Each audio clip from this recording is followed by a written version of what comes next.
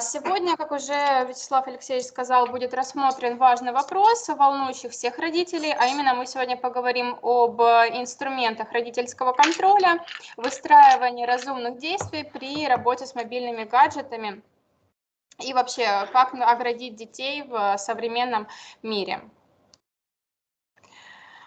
Тотальное вхождение компьютеров и интернета у нас произошло в начале, где-то в середине 2000-х годов, и примерно с этого момента появилось то самое поколение, которое принято называть поколение Z, либо поколение зумеров. Характерные черты проявления данного поколения состоят в том, что представители данного направления, они уже некоторые выросли с гаджетом в руках, те, которые достигли, да, у нас совершеннолетия, знакомы. Ну и для них жизнь в интернете простое дело. То есть зумеры воспринимают интернет и гаджет как продолжение реальной жизни, и это уже не вспомогательный ресурс, который был раньше для нас, да, для детей, которые были рождены, так называемые игреки, с 85 по 2000 год и росли в это время. Ну и, соответственно, новое поколение интересуется изобретениями в области IT, они быстро развивают свои знания и делают IT частью своей жизни. Соответственно, интернет – это прекрасное место для обучения, для общения с друзьями, для отдыха, для заведения различных новых знакомств через интернет, где, в принципе, все мы можем себя формировать свою собственную личность, в том числе и дети, подростки. Но и, как во всем, есть в использовании интернета есть свои плюсы и минусы. Уважаемые родители, коллеги и слушатели, я прошу, у вас есть функция запроса «Взять управление». Пожалуйста, мы не берем управление презентацией в свои руки, чтобы у нас ничего не сбивалось и все видели то, что нужно видеть.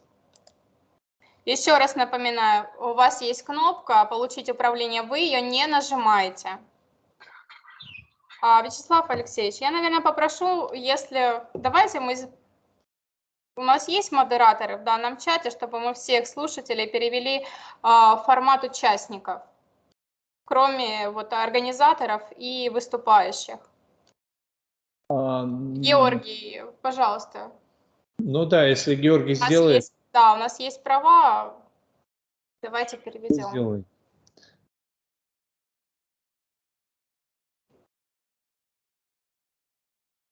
Так, продолжаем. То есть, да, мы говорим, что интернет – это мир широких возможностей. Что такое?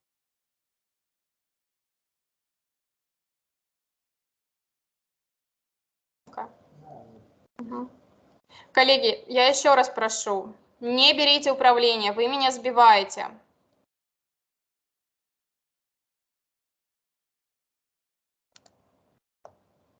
Так, я еще раз запускаю свою презентацию. И всех настоятельно прошу, вы пришли в вебинар в качестве слушателей. У вас есть возможность только написать в чате, если какие-то вопросы. Если что-то срочное, поднимите руку, мы вас увидим. И в порядке очереди дадим вам слово. Все остальные функции просьба не использовать, если они вам пока еще доступны. Я сейчас подгружаю презентацию, так как ее выбила.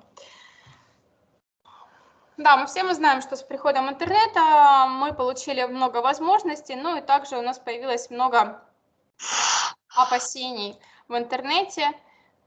В принципе, как и в реальной жизни, в сети нас везде подстерегают опасности. Как я уже сказала, что в использовании любых благ у нас есть как плюсы, так и минусы.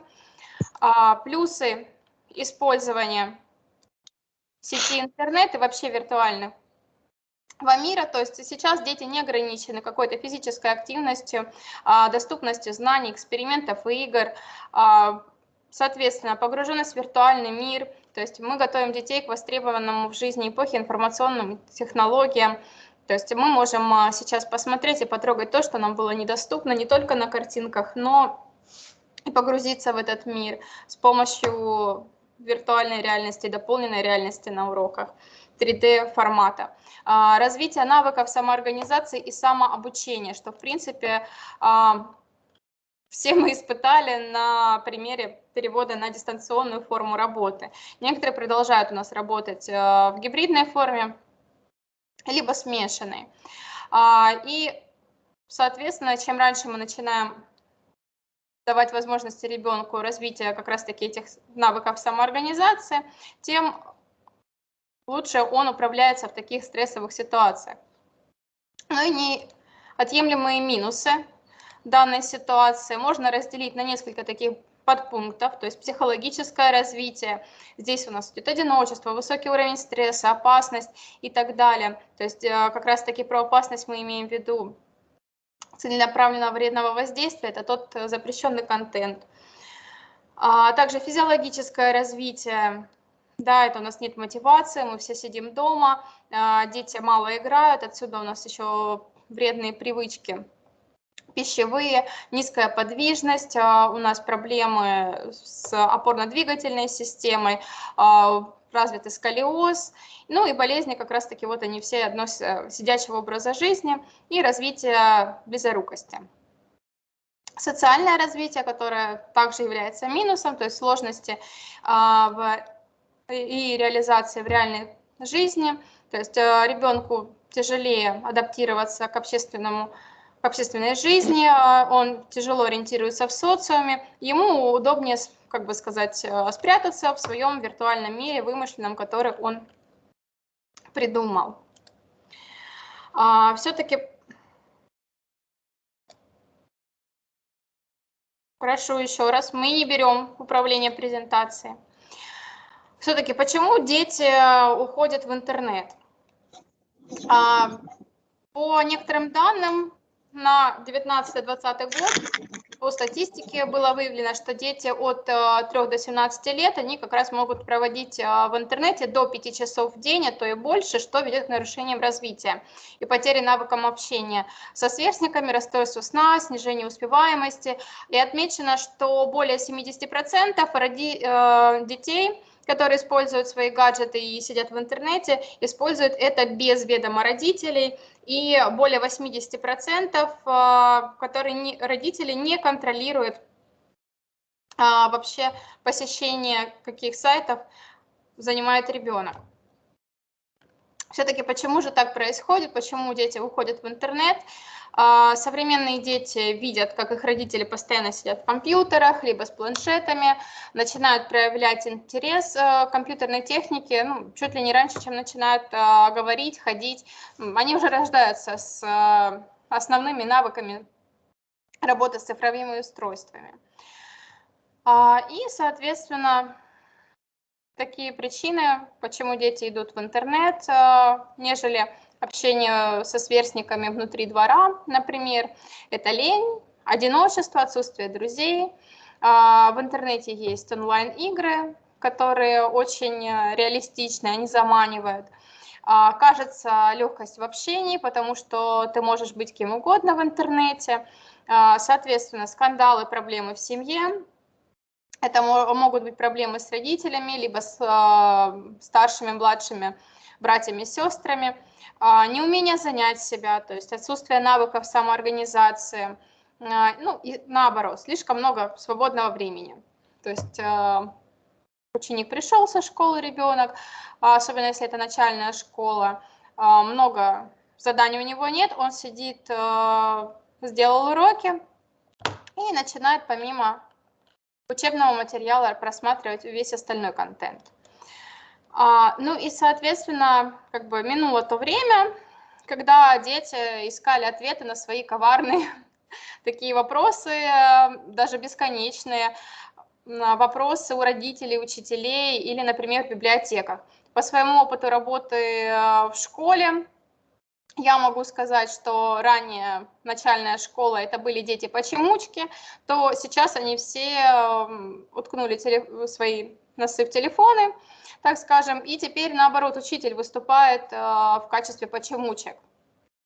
Да, сейчас как раз у детей есть тот самый интернет, они живут в нем, они щелкают кнопки и засоряют свой ум бесполезной информацией и полезной. Но больше, конечно, бесполезной ерундой, потому что у них есть потребность, у них растущий интерес ко всему подряд, но зачастую дети как бы вообще не понимают и не видят ограничений, что правда, что нет, принимают все, что видят в интернете, за чистую монету в силу своего возраста, потому что у них нет жизненного опыта, нет достаточных знаний в области некоторой медиаграмотности. Они не умеют распознавать манипулятивные методы и техники, которые используются у нас в сети, да, используемые при подаче различной рекламы и вообще информации. Дети в силу своего возраста не умеют анализировать степень достоверности той информации, которая преподносится, и подлинности ее источников. Почему же все-таки интернет затягивает? Психологи отмечают, что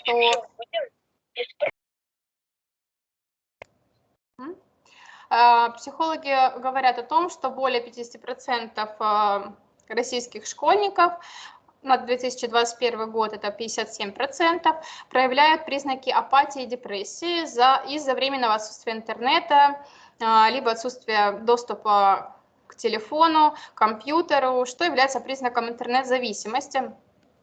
И также психологи выделяют несколько причин интернет-зависимости людей, подразделяя на несколько возрастов. То есть у нас есть дети младшей возрастной группы и старшей. Если мы говорим о младшей возрастной группе, то увлечения начинаются с изучения окружающего мира. Это как раз такие первые симптомы, которые проявляются у детей при интернет-зависимости. Детям интереснее. Такие причины, почему они все-таки идут искать ответы на свои вопросы в интернет, это проявление стресса, которые возникают у них также при проблемах в семье. Это может быть ссоры в семье частые, разводы, смерть близких. Также при периодическом использовании цифрового пространства эмоции ребенка становятся более яркими. То есть он от реальных проблем может уйти в этот виртуальный мир, получить признание с помощью призов виртуальных, лайков в тех же самых социальных сетях. Также при попытке избежать лишней опеки со стороны родителей, гиперопеки. То есть в данном случае уход в интернет становится тем, если это можно сказать, таким безопасным местом, где нет запретов и упреков, нравоучений от родителей. Ну и самое главное, наверное, в большинстве случаев при недостатке должного внимания. То есть одна из самых таких ярких причин интернет-зависимости школьников. И именно в интернете ребенок пытается найти себе новых друзей, с кем можно поговорить, пообщаться, получить одобрение, получить поддержку. Ввиду занятости родителей чаще всего ребенок как раз-таки испытывает недостаток внимания.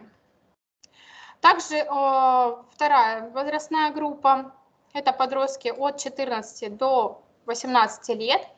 И, соответственно, это группа детей, которая является группой максимального риска. Здесь особенности интернет-зависимости возникают на фоне нестабильного гормонального фона. Им также не хватает внимания и одобрения со стороны близких, но чаще всего здесь у нас выступают другие причины. Либо в дополнение, либо они полностью замещают предыдущие. Это попытки отстраниться от реального мира. В принципе, наверное, это основная проблема всех детей. Попытки отстраниться от реального мира из-за отсутствия взаимопонимания со сверстниками. У подростков старшего возрастного критерия, то есть от 14 до 18, даже, наверное, где-то от 13 до 17 лет, возьмем эту возрастную группу. И ребенок, соответственно, с помощью интернета пытается вернуть себе уверенность в общении, найти единомышленников.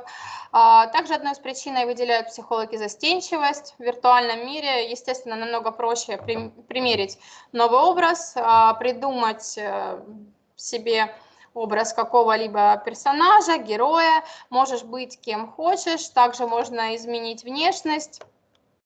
Да, и если у вас есть какие-либо навыки работы с графическими программами, и в данном случае ребенок может выдавать себя за кого угодно, за другого ребенка, за самостоятельного взрослого, либо за состоятельных родителей и тому подобное. Ну и, соответственно, в наше время у нас причиной ухода в интернет становится агрессия со стороны сверстников, буллинг. И в этом случае у подростка появляется страх признаться родителям в эмоциональном, может быть, даже физическом насилии, и нежелание найти поддержку, заставляет его окунуться как раз-таки в виртуальный мир, происходит агрессия. Если он не может в силу своих физических возможностей, этических нравов дать сдачи, как говорится, ответить обидчику, то в интернете он находит себе более слабых соперников, с которыми он может как раз-таки отыграться на них, выплеснуть свою ярость, гнев. Также как раз-таки и в таком эмоционально нестабильном состоянии у нас очень часто попадаются ролики с агрессией и жестоким обращением с животными. И, конечно, симптомы интернет-зависимости, они очень схожи, да, с психологическими признаками зависимости других типов. Но при длительном отсутствии интернета быстро и часто меняется настроение. Подросток пытается как-то оправдаться, пытается оправдать необходимость и пристрастие к гаджетам. Но возникает вопрос, что же тогда делать, не позволять детям вообще использовать гаджеты и пользоваться интернетом вовсе? Ведь мы все понимаем, что на данном этапе интернет – неотъемлемая часть жизни, и гаджеты уже действительно у детей нашего цифрового поколения являются как продолжением руки.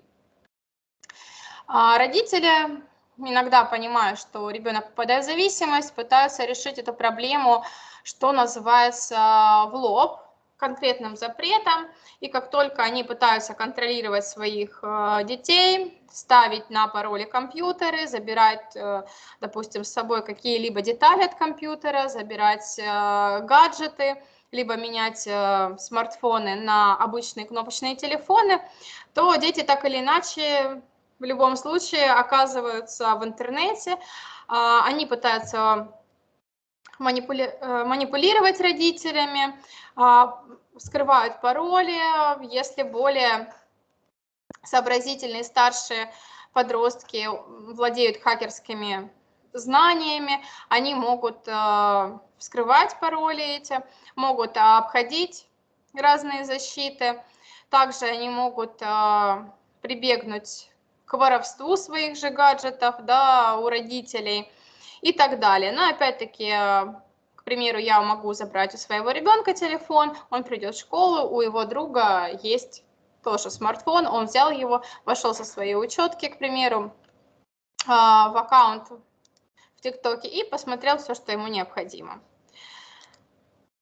Очень интересный вопрос был задан психологу Михаилу Лобковскому, и он дал очень правильный ответ, на мой взгляд. Да, я еще раз говорю, что работала ранее в школе, имею опыт работы с детьми разного возраста, с младшей и средней школы, также имею опыт работы именно с инклюзивными детьми, со сложными детьми, сложными подростками. И все это понимаю, и в свое время мне также приходилось как классному руководителю выявлять и следить, если можно так сказать, за подростками, детьми и выявлять все эти потребности. Вы можете ознакомиться с вопросом, который задали Михаилу Лобковскому, да, на слайде, и его ответ, соответственно, верно. То есть мы в любом случае должны принимать наших детей такими, какие они есть, но все-таки мы должны правильно ограничивать создавать такую мнимый выбор для детей. То есть либо мы заберем совсем, либо заберем там, на 4 часа в таком случае. Как это работает, естественно, в настоящее время и в реальной жизни? То есть нам необходимо обеспечить защиту и безопасность детей в интернете. И существует несколько способов защиты детей в интернете. То есть вы видите как бы совокупность всех способов. Это технологическое ограничение, контроль контента, свобода в рамках ограничений, то есть мнимый выбор, о чем я говорила, и договоренности с ребенком. Соответственно, необходимо защищать психику ребенка, да, в сети, потому что в сети полно контента, который способен ему повредить, оказать влияние на психоэмоциональное развитие ребенка, также повредить психику ребенка таким контентом, содержащим насилие, садизм, ролики извращенцев, пропаганда наркотиков, спиртных напитков, азартные игры и так далее. Опять-таки вернемся к нашим сектам, группам смерти и тому подобное. Соответственно, перво-наперво, что мы должны сделать, да, это контроль контента. Он осуществляется различными способами и, соответственно, включающими в себя технологические ограничения. Но самым главным способом защиты выступает непосредственно договоренность с ребенком. И как раз-таки здесь уже идет ряд особенностей в зависимости от возраста детей. Договоренности с детьми, то есть родителю необходимо выработать соглашение, которое можно использовать в дальнейшем. Ну и начнем с самого младшего возраста, то есть в возрасте от 3 до 5 лет. Родители обычно разрешают пользоваться устройствами в присутствии одного из родителей, заводят отдельные учетки, да, для ребенка на своих смартфонах и гаджетах, где изначально установлены уже некоторые ограничения. Ну и на этом этапе тоже уже стоит начинать обучение ребенка использованию сети интернет. То есть, когда дети еще маленькие, можно начинать развивать у них навыки критического мышления, то есть объяснять им, что в интернете не вся информация правдивая, что они всегда могут обратиться за информацией и уточнить у вас, у родителей, либо у старших родственников. Также старшие братья и сестры ему помогут проверить найденную информацию в интернете. Ну и, соответственно, на родителя ложится такая функция научить детей правильно пользоваться поисковыми системами, то есть различать способы поиска. Следующая возрастная категория – это от 5 до 6 лет. То есть для детей такого возраста больше характерен положительный взгляд на мир. Они начинают гордиться своими умениями, они умеют читать и считать, и они с удовольствием делятся своими идеями, своими умениями. И несмотря на то, что дети в этом возрасте очень способны, им доступно самостоятельное использование смартфонов и интернета, все же они также сильно зависят от взрослых при поиске детских сайтов. И для детей этого возраста абсолютно свойственно желание выяснить, что они могут себе позволить без ограничения родителей. Когда, к примеру, кто-то из родителей уйдет в другую комнату и так далее. То же самое для детей в возрасте от 7 до 10 лет. Дети данной категории относятся к возрасту младшей, в школьном возрасте, простите. И дети обычно уже не сопротивляются установке приложений, но также все-таки им интересно и свойственно посмотреть, что они, так же, как и у детей дошкольного возраста, старшего дошкольного, что они могут сделать без разрешения родителей. Ну и совершенно нормально, что они хотят что-то увидеть, что-то прочесть. В данном возрасте дети, как правило, уже наслышаны о том, что есть какая информация существует в интернете, и поэтому уже целенаправленно ее ищет. Ну и в результате, находясь в интернете, ребенок будет пытаться посетить те или иные сайты, а возможно и чаты, разрешение посещения которых он не получил бы от родителей ранее.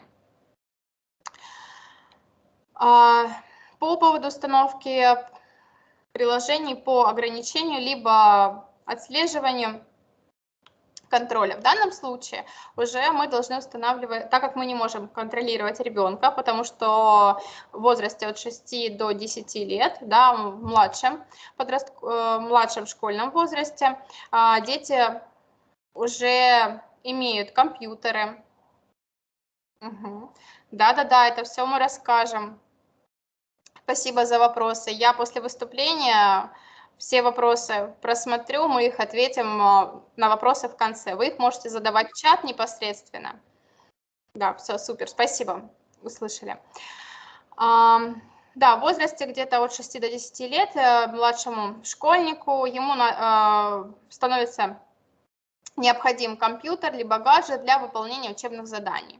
Ну и, соответственно, как бы у нас гаджеты, телефоны, они необходимы для связи с родителями, друзьями, с родственниками. Ну и поэтому рекомендуется выделить ребенку отдельное устройство, что в принципе так и происходит. Но необходимо уже договариваться с ребенком и говорить о том, что вы будете ставить какую-либо программу или приложение родительского контроля на этот телефон. Как я уже сказала, в младшем школьном возрасте дети обычно не сопротивляются установке таких приложений. В возрасте от 7 до 10 лет дети еще прислушиваются к мнению родителей, поэтому достичь понимания в данном вопросе не должно составить труда. Но все-таки психологи, естественно, рекомендуют обсудить это решение, подробно рассказать ребенку о функциях, так как у ребенка будет формироваться правильное отношение, и в дальнейшем он будет поддерживать доверительный диалог с родителями. Соответственно, при установке таких приложений мы всегда делаем акцент на безопасности, а не на возможных угрозах. Следующая возрастная категория подростков в возрасте от 11 до 17 лет, которая разделяется у нас также на две группы, то есть младший подростковый возраст от 11 до 13 лет. И в разговоре с ребенком данного возраста вы также делаете акцент на безопасности, говорите о том, что вы устанавливаете. В данном случае покажите ребенку, куда и как нажимать в случае опасности, да, что объясните, приложение помогает быть всегда на связи, то есть мне как родителю будет спокойно, когда я буду знать, где ты находишься, я смогу прийти на помощь, если она тебе понадобится, ты всегда будешь под защитой, но это, то есть те формулировки, которые мы используем при договоренности с детьми, когда рассказываем об установке каких-либо приложений и ограничений на гаджеты. Вы можете рассказать о возможностях того приложения, которое вы устанавливаете, но говорить о всех возможностях, я думаю, не стоит. Мы как бы рассказываем об основных аспектах, которые влияют на безопасность младших подростков. Ну и в подростковом возрасте от 14 до 17 лет у нас происходит потребность в самостоятельном принятии решений у подростков. Они принимают решения, эти решения для них становятся особенно значимой частью жизни. И здесь уже важно показать подростку, что вы все-таки прислушиваетесь к его мнению и предоставляете свободу выбора. То есть при общении и договоренности с подростками в возрасте от 14 до 17 лет вы уже не просто уведомляете подростка о том, что вы поставили или будете ставить, вы должны прийти к решению, которое будет удовлетворять вас обоих, вас как родителя и ребенка, не ограничивая, так сказать, его свободу. Опять-таки, это вот система мнимого выбора. Мы предоставляем ему такую возможность выбрать либо вообще отсутствие интернета, например, либо ограничение по времени. Поэтому в данном случае к установке приложений или различных сервисов родительского контроля лучше подойти, да, в формате просьбы, я бы так сказала, и способа защиты, имея который всем будет спокойнее. И начинать беседы в возрасте о том, что вы цените, в этом возрасте можно со слов о том, что вы цените самостоятельность ребенка и поддерживаете его увлечение.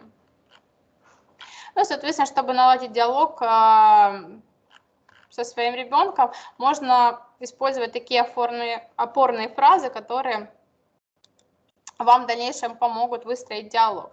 Да, то есть в последнее время ты многого достиг, к примеру, у тебя получается много заниматься, много изменилось в твоей жизни, мы ценим твои достижения, ты стал совсем самостоятельным, у тебя появились новые друзья, интересы, ты ходишь на разные дополнительные занятия, секции, расскажи, чем ты сейчас увлекаешься, как ты добираешься домой, есть ли трудности. И выстраиваем диалог на доверии и всегда делаем акцент на безопасность. То есть я доверяю тебе в том, что тебе интересно, но я хочу быть в курсе событий, которые происходят, не отвлекая тебя звонками и не доставая смс-ками. И также проговорить, что у меня есть одна просьба, я очень хочу, чтобы мы с тобой договорились в этом вопросе, показать ребенку, что вы становитесь на его сторону. И самое главное, опять-таки, акцент на безопасности. Мы говорим о детской безопасности, как ее обеспечить. И такая фраза опорная, что так мне будет спокойнее, я не буду тебя отвлекать от твоих дел звонками, сообщениями, всегда могут вам помочь. То есть данные фразы могут вызвать у ребенка чувство доверия и чувство того, что вы относитесь к нему как маленького, уже не будет. Соответственно, какие у нас есть объекты контроля? У нас есть несколько объектов контроля, они выделены в 4 группы, приведены на слайде. И следующее, после того, как мы с ребенком договорились о ограничении некоторых, точнее, о некоторых ограничениях, о обеспечении его защиты и некоторого контроля, мы переходим к технологическим ограничениям, о которых как раз-таки расскажет мой коллега Георгий, технический специалист, и также продемонстрирует настройки, как это сделать на смартфонах. Георгий, передаю вам слово. Да, спасибо. Всем добрый вечер. Ксюш. Ага, все отлично. О чем я бы хотел рассказать? Есть разные операционные системы, разные устройства, которые мы используем и покупаем детям, возможно. Первое, о чем можно рассказать, это экранное время в iOS. Это компания Apple. Родное приложение, встроенная функция, даже это не приложение, оно идет изначально в телефоне, но обязательно должна быть версия iOS от 12 вверх. У Apple есть своя собственная модерация магазина приложений, поэтому довольно неплохо регулирует этот вопрос. И гибкая в настройке, вообще невозможно обойти скрытую блокировку. Единственный вариант – это полностью удалить, сбросить до заводских настроек телефон, но при включении все равно запросит пароль родителя, и все равно это вылезет наружу, и вы узнаете об этом. Не получится так, что удалили учетную запись, добавили другую, и пользуемся как хотим. Далее есть настройки роутера. Это модем ваш, Wi-Fi, с которого раздается интернет. Не все устройства, возможно, поддерживают настройки родительского контроля, и роутер позволяет физически отрубать интернет для устройств, по MAC-адресу блокировка происходит, то есть нет возможности использовать VPN или какие-нибудь другие варианты обхода. То есть есть конкретное устройство, у него есть уникальный адрес, по нему блокируется на роутере устройство, все, доступа в интернет нет. Единственное, что здесь не никак не регулируется использование без интернета устройства. То есть если это какая-то локальная игра, она будет работать. Ну, то есть, но в интернет доступа не будет. То есть можно как-то локально поиграть, если... Но все равно компьютеры легче контролируются, потому что это если в отдельной комнате ребенок, все равно видно, что экран горит, или если он с вами в одной комнате находится, вы так или иначе видите, что он пользуется. Очень удобная история с Яндекс DNS-сервисом. Он помогает ограничить ресурсы именно. То есть не вообще отключить интернет, а именно определенные ресурсы, которые Яндекс, ну, по мнению Яндекса, так скажем, нежелательны для определенной возрастной категории. И настраивается он на все устройства. То есть если у вас там есть условно телевизор, и у него доступ к интернету, то там тоже нельзя будет зайти на сайты, которые Яндекс, собственно, считает нежелательными для этого возраста. Дальше. Есть Касперский Safe Kids, приложение мультиплатформенное. У него есть как плюсы, это запрет на установку новых приложений, есть контроль поиска на YouTube, есть на устройствах Windows работает также, но очень плохо работает на устройствах iOS. Это ограничение Apple компании, опять же, из-за безопасности они позволяют другим приложениям сторонним управлять устройством, поэтому как бы на системах Apple она практически бесполезна. Единственный плюс от него это то, что вы видите на карте в режиме реального времени, где находится ребенок, сколько времени он проводит за телефоном, например, или каким-то определенным приложением. Вот. Но сегодня мы разберем приложение от компании Google. Это Family Link. Я думаю, что устройства на Android – это самые популярные устройства в текущий момент на рынке. И из-за своей, допустим, цены не жалко ребенку, допустим, если ребенок младшего возраста, ему взять, не бояться, что он его потеряет, что он его разобьет. Он стоит недорого, но есть возможность вот на нем настраивать его. Просто настройки. Родительское устройство, в принципе, неважно какое. То есть это может быть как Android, так и iOS. Очень сложно в обходе оно, я так скажу. Есть свои там нюансы в этом настройке первичной. Если правильно настроить его, я вам покажу сейчас, как это делается. Кратко. Вот. Практически невозможно обойти блокировку, но также можно удалить учетную запись с устройства, только полной перезагрузкой для заводских настроек. Возможности добавить сторонний аккаунт нельзя.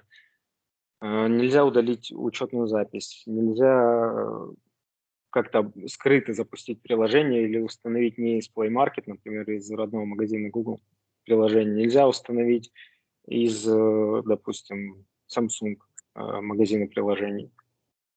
Сейчас я продемонстрирую, как это работает. Вот здесь примерно запроса на установку приложения. Я это тоже покажу вкратце. На первом изображении мы видим, вот, допустим, ребенок хочет установить WhatsApp. Ему выпадает предложение спросить своего родителя. Здесь скриншоты на английском, но у вас приложение полностью русифицировано, это из-за особенностей моего устройства, оно на английском выглядит так.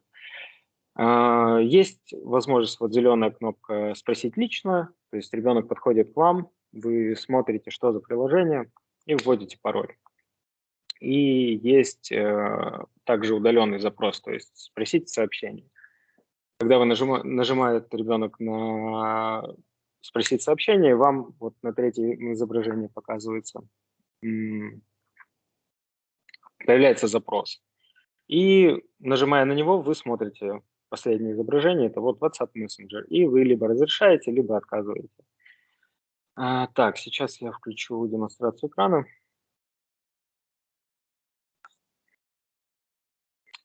Покажу, как создается учетная запись.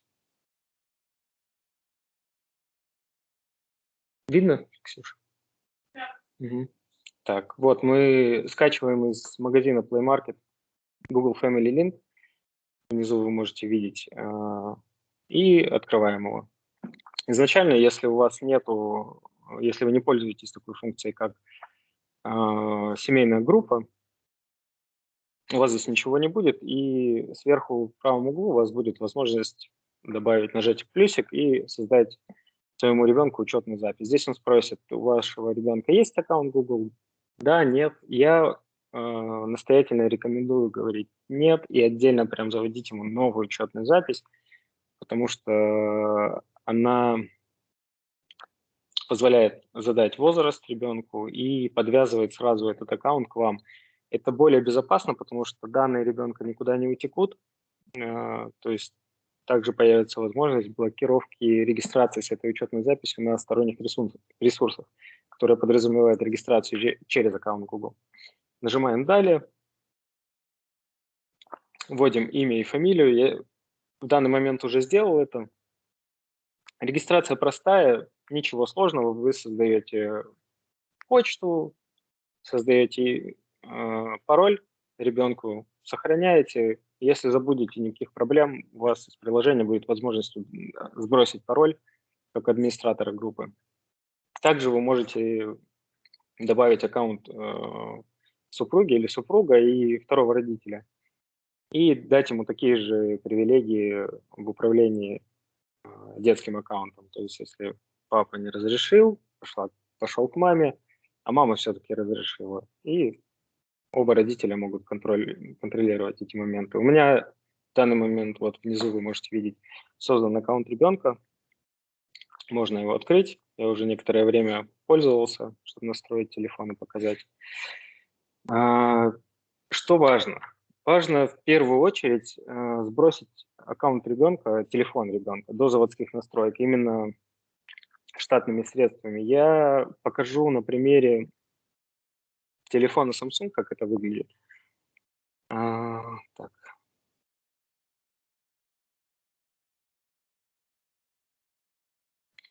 Вот сейчас, ну, для разных устройств по-разному. В случае возникновения вопросов вы можете обратиться к нам на поддержку. Я объясню, как это делать. Так, мы сбросили. У нас сейчас у нас нет аккаунта. Сейчас я это продемонстрирую. Аккаунты. Вот, здесь нет аккаунтов. У вас также, естественно, все на русском будет. Это особенность такая. Мы добавляем аккаунт Google. И вводим email ребенка.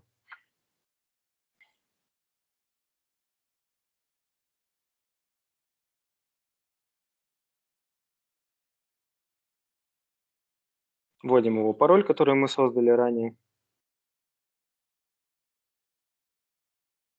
И теперь он запрашивает родительское разрешение на добавление этой учетной записи ребенка именно на это устройство. То есть каждый раз, когда ребенок захочет где-то зарегистрироваться или он эту учетную запись захочет использовать, будет создаваться запрос родителя. И так, сейчас я отключу ненадолго демонстрацию экрана по понятным причинам, введу пароль. Он будет запрашивать пароль, собственно.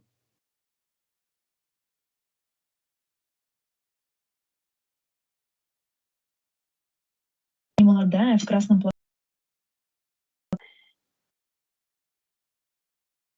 Мы поржали и пришли к выводу, что ей... Коллеги, я прошу отключить микрофоны.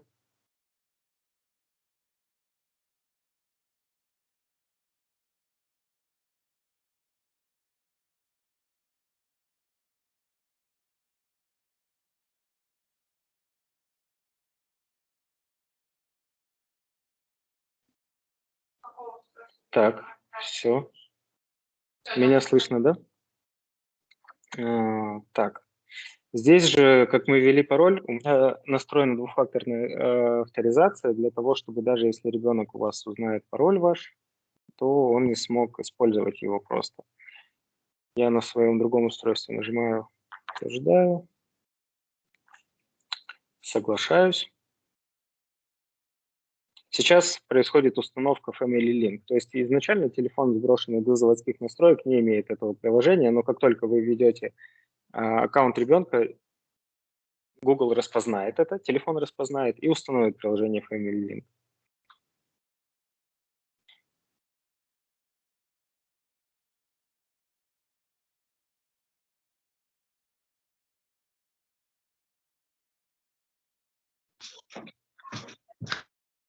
Георгий, то есть мы устанавливаем приложение на телефон ребенка и на свой телефон, да? Нет, вы устанавливаете, получается, изначально вы устанавливаете себе, создаете аккаунт ребенку, а на телефоне нужно только аккаунт ввести. В момент, когда вы вводите логин и пароль у ребенка, телефон сам установит приложение, то есть вам не нужно будет никуда заходить, ничего там дополнительно настраивать. То есть на устройстве ребенка максимально просто настраивается это. То есть логин, пароль, родительский и все, на этом заканчивается.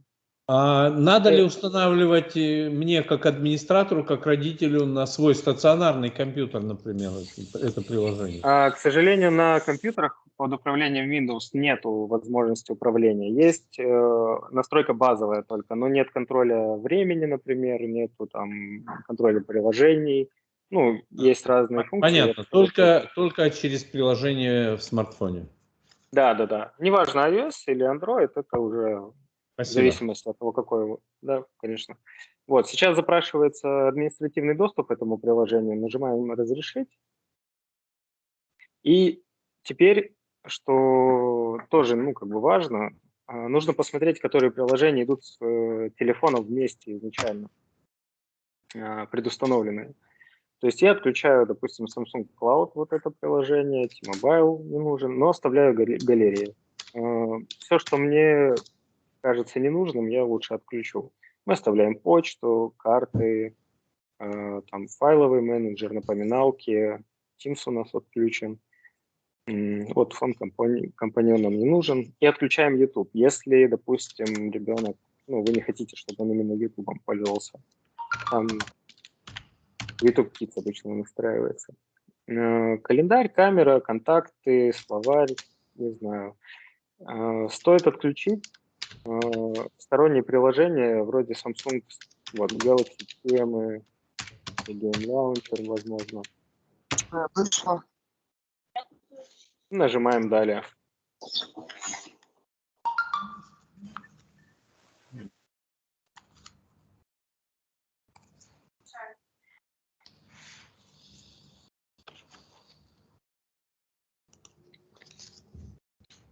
Все. Сообщается нам о том, что связано устройство. Нажимаем «Далее». Окей. И можем выходить на рабочий стол. Как видите, я не знаю, успели заметить или нет, но очень много приложений сейчас заблокировано стало. То есть нельзя перейти там какие-то приложения, которые были предустановлены. Мы можем зайти в Play Market уже под учетной записью ребенка.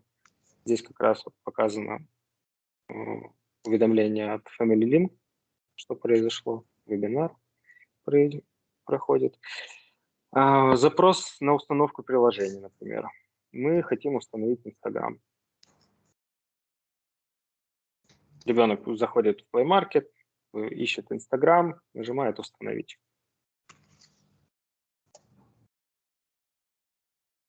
Угу. Я не могу продемонстрировать, к сожалению, из ограничений. Ясно. Сейчас, один момент.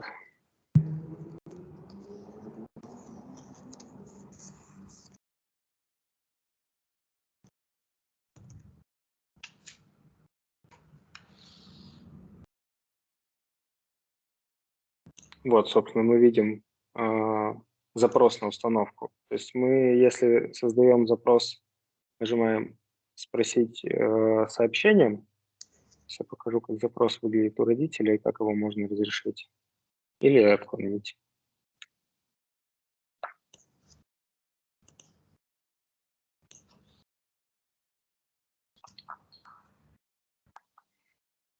Спрашиваем сообщением. Запрос отправлен. И здесь мы видим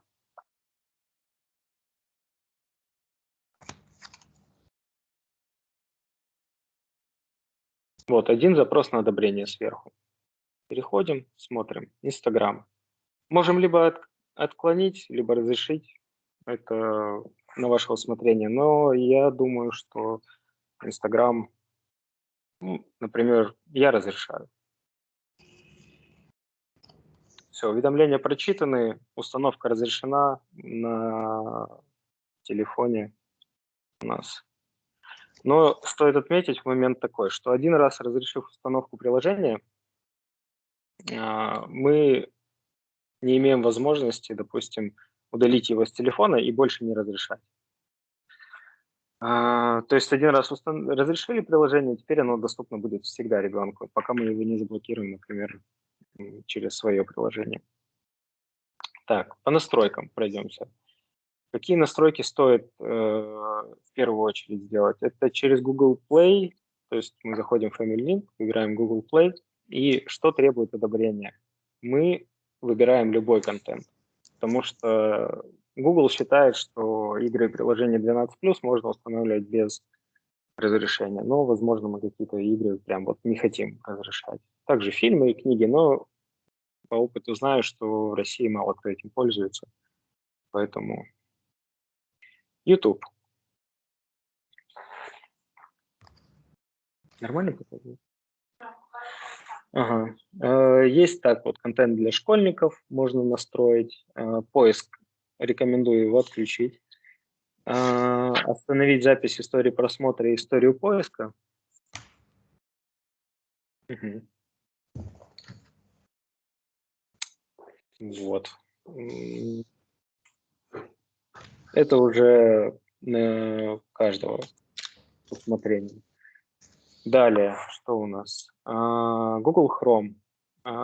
Здесь нужно обязательно, важная эта история, что мы, когда первоначальную настройку телефона производим, то мы устанавливаем Google Chrome, но запрещаем все остальные браузеры, потому что иначе обойти его можно будет. И устанавливаем разрешить только одобренные сайты. То есть вне зависимости от того, куда ребенок хочет перейти, все равно запрос будет у родителя. Также высвечиваться, как с установкой приложения, и каждый сайт вам нужно будет отдельно одобрять. Google поиск. Здесь рекомендую его отключить, но он там первоначально отключается. Включить безопасный поиск. И все, собственно. Здесь больше ничего не надо. Google Ассистент по желанию. Google Фото тоже по желанию, мало кто пользуется, но можно убрать галочку «Делиться фото», чтобы не утекли случайно по незнанию, возможно, в сеть. Информация об аккаунте ребенка здесь показывается. Возраст, пол, почта. Настройки входа в аккаунт. Здесь вот как раз-таки настройка, которая позволяет либо позволяет, либо не позволяет регистрироваться при помощи этого Google аккаунта. То есть мы не разрешаем. Управление доступом сторонних приложений. Эта настройка не сильно важна, поэтому если будут вопросы по ней конкретно, буду рад вам ответить на них. Так, что у меня вылетело? Сейчас.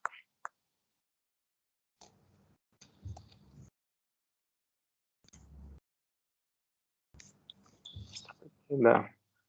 Местоположение. Здесь также передачу геоданных мы включаем для того, чтобы могли видеть, где находится ребенок в текущий момент. И все. Собственно, первоначально... Сейчас я покажу это, да, обязательно. Просто я иду по порядку, то как изображено на экране, поэтому мы дойдем до этого. Здесь показывают, сколько времени, ну, то есть статистика по использованию приложений. То есть у нас какие приложения ребенок использует и сколько времени. То есть, допустим, вот Teams мы сейчас в данный момент используем после настройки 1 минуту. Я ее разрешил всегда, настройка здесь. Можно задать ограничение на количество там, часов в день, которые мы можем использовать. Если мы поставим разрешать всегда, то общее время разрешенного устройства не будет учитываться. Если без ограничений, то будет включено в общее время использования устройства. То есть, предположим, вы разрешили ребенку пользоваться телефоном 4 часа. Если вы поставите без ограничений, то тогда эти 4 часа будут расходоваться на это приложение. Если разрешить всегда, то не будут расходоваться. Так, далее. Как раз вот местоположение. Вот эта иконка с компасом. Здесь появится карта. Сейчас нажмем «Повторить». Он запросит местоположение устройства и покажет. Возможно, первичная настройка займет чуть больше времени.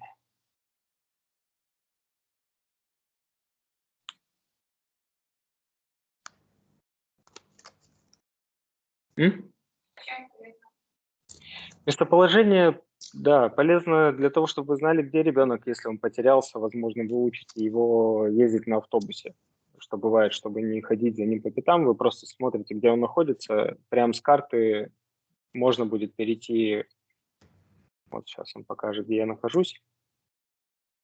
Прямо с карты можно будет открыть Google карты, если у вас установлено приложение Яндекс.Такси, вы можете вызвать такси, ну, это уже, или 2GIF, например. Вы будете знать, находится ли ребенок фактически в школе, например, или где он находится, или вечером он, допустим, ушел куда-нибудь. Также можно настроить места безопасные, где можно ребенку, например, находиться и никаких проблем. Далее есть вот разблокировано. Это блокировка устройства. Если я нажму заблокировать, то устройство перестанет реагировать на все. То есть до 7 утра устройство не будет доступно. Можно вызвать родителей, позвонить, написать смс-ку в какие-то моменты. И также, если у ребенка просто закончилось экранное время, вы можете его поощрить и дать ему там еще полчаса времени, 40 минут, или он, возможно, в игре какой-то не сохранился и очень просит вас. Также мы даем 5 минут, еще плюсом, бонусом. Все, он завершает свои дела, и далее телефон снова блокируется. Дневное ограничение – это как раз-таки то, о чем я говорил. То есть количество часов в день, которое может использоваться устройство. Мы можем настроить, допустим, день мы можем использовать 4 часа. Можем добавить дни и установить вообще на все дни или только на будние дни. Так, сейчас глянем. Суббота и воскресенье не учитывается. В субботу и воскресенье вы можете, опять же, больше дать времени ребенку, допустим, если он хочет или по личным. И есть время сна. Время сна – это как раз вот когда вы блокировку настраиваете. То есть с 9 вечера до 7 утра телефон не будет доступен. Можно настроить в зависимости от того, во сколько ребенок, например, в школу идет, там 8 часов, все, ему уже можно будет им пользоваться. Сохраняем. Настройки применяются сразу же. То есть нету такого, что там потом это все будет. Далее. Все приложения можно, вот где мы были, посмотреть. Даже если ребенок из-за блокировки Play Market, магазина приложений, установит какое-нибудь приложение, вам все равно придет уведомление, и вы сможете, например, его заблокировать. Если, допустим, он установил, сейчас мы посмотрим, VPN. Какое? Любое приложение. Вот YouTube он установил. Мы нажимаем заблокировать, и приложение через 1 минуту блокируется сразу же, без вопросов. Собственно, это все настройки, которые есть в текущий момент. Google Play Family Link. Также приходит к учетной записи ребенка, подвязывается ваша карточка, если у вас добавлена в Play Market, но ребенок не сможет ей платить, пока, опять же, вы не разрешите. Блокируются все встроенные покупки, он не сможет даже свою карточку добавить, другую какую-нибудь друга. и купить что-то в игре и потратить на это деньги. Вот как-то так. Ксения, готовы продолжить?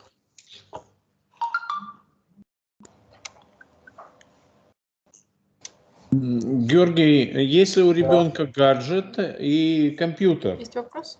как блокировать компьютер? И блокирует ли это приложение компьютер ребенка? Сейчас, Ксюша, у тебя осталась картинка, где связка? Да. Сейчас Ксения включит. Схема настройки? Да. Да, сейчас я подгружу презентацию повторно. Я покажу, делается. Ну, условно. Вообще, для того, чтобы использовать, например, Windows, нужно стороннее приложение. В текущий момент есть SafeKids. Вот. При правильной настройке тоже очень сложно будет обойти его. Немного плохо слышно стало что-то. Фон какой-то появился. Микрофон. У меня микрофон включен. Выключи. Так, меня лучше слышно сейчас? Да, сейчас лучше, нормально. Ага, все, у нас тут мы в одном кабинете просто находимся. Есть SafeKids для конкретно для Windows устройств. Сейчас. Да, все. Уже, вот, да. Собственно, как? Устройство на базе Windows, вот здесь вы видите компьютер. Изначально первый уровень защиты – это роутер. То есть мы блокируем доступ к интернету, например, полноценно. Далее идет Family Link или iOS-устройство, это для мобильных устройств. И приложение SafeKids от Касперского, которое блокирует использование приложения, в частности, на Windows-устройствах. В Винде есть свой родительский контроль, но он такой, как будто его нет. То есть я бы предпочел, если мы говорим про устройство Windows, именно Касперский SafeKids. Но есть при сноровке такой, если определенной, дети его иногда обходят. Но если правильно настроить, это очень сложный процесс. То есть не под безопасным режимом, если кто знает, как это работает, не удаляется учетная запись, и ребенок без пароля родительского не сможет ничего сделать. Не запустить приложение, не удалить приложение. Собственно, так это и работает. Даже если он зашел под родительской учетной записью, у нас есть роутер, который блокирует нежелательные сайты, и обойти эту историю, тоже довольно сложно. Как-то так. Есть еще вопросы, возможно, у кого?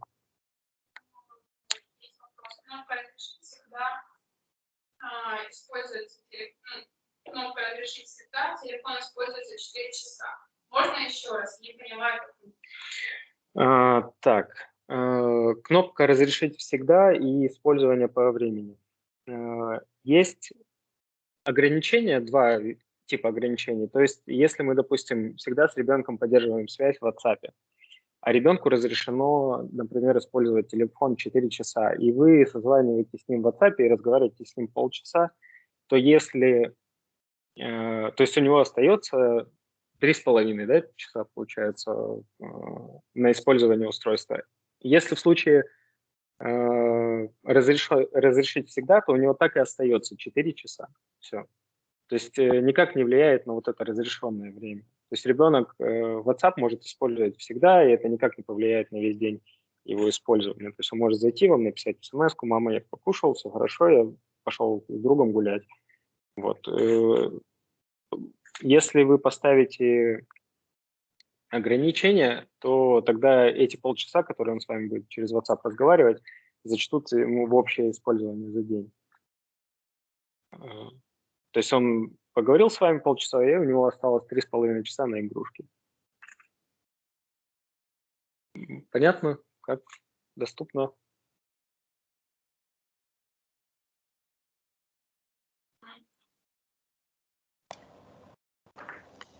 Коллеги, если получили удовлетворительный ответ на свои вопросы, то поясните нам в чате. Если что, мы также можем вам ответить. Спасибо родителям за Еще был комментарии вопрос, в как чате. отучить родителей от телефонов, ведь дети копируют. Я по своему опыту могу сказать, что в данном случае нужно прибегнуть к некоторым правилам в доме и установить их. И действительно, дети копируют. И если мы будем что-то ограничивать детям, то сами не выполняя тех же правил, то ничего не сработает, как мы это знаем.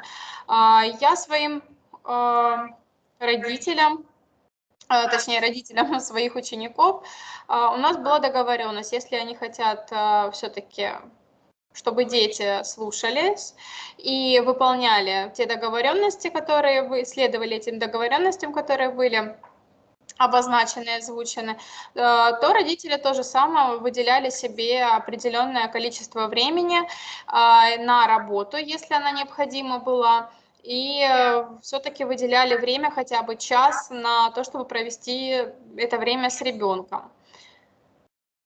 Как бы это рациональное такое использование времени, и все-таки и родитель отвлекся немножко и уделил времени ребенку, и показал своим примером, что все-таки живое общение внутри семьи это важно, и вызвал некоторое доверие и показал важность, приоритет ребенка. Ну а так, да, мы приходим, и мы должны расставлять все-таки взрослые приоритеты о том, что мы должны уделить время ребенку, и даже если нам необходимо поработать, то мы обозначаем, что мы работаем. Других вариантов у нас нет. Спасибо, Ксения. Это, наверное, был ответ на вопрос там в начале чата, как отучить родителей от гаджетов. Да, да.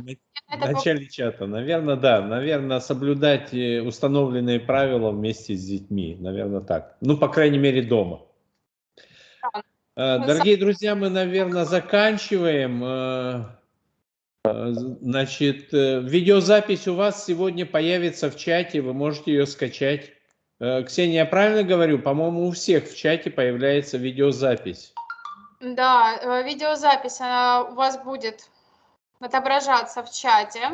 Завтра мы уже ее выложим в видеозале на сайте Криро, а ссылочка на нее будет в новостях. Прямо на главной странице сайта будет новость о нашем сегодняшнем вебинаре, и через новости вы сможете зайти в видеозал. Но единственное, что не совсем будет удобно, надо в видеозале регистрироваться, возможно, родителям это и не обязательно. Поэтому используйте сегодняшний чат, вы можете скачать эту запись из чата. Да, да, в этом чате. И также все, кто подключился, у вас этот чат будет не ограничен по времени. Да, сейчас вот мы закончим, и не закрывайте страницу браузера, если вы использовали браузерный вариант. Ну, а если у вас стационарный стоит Teams, то, зайдя в чат сегодняшнего мероприятия, вы скачаете эту запись. Она появится, как только мы закончим конференцию. Да, и еще пару слов. Я понимаю, объем информации большой, и когда у вас возникнут вопросы, вы можете связаться, да, либо через Институт развития образования, либо же напрямую написать в нашу компанию на почту, где могут вам помочь и оказать помощь в настройке. Также проконсультировать. Да. Ксения, еще попрошу вас, можно будет направить эту презентацию мне, и я ее выложу тоже там вместе, в видеозале вместе с записью мероприятия. Да, да, конечно. Мы материалы тогда вам направим. Спасибо. Спасибо, друзья. На этом мы заканчиваем. Спасибо, коллеги из цифровых технологий, за содержательный и хороший вебинар. Всего доброго всем, удачного вечера и приятного отдыха. До свидания. Спасибо большое, до свидания. Всего хорошего, спасибо.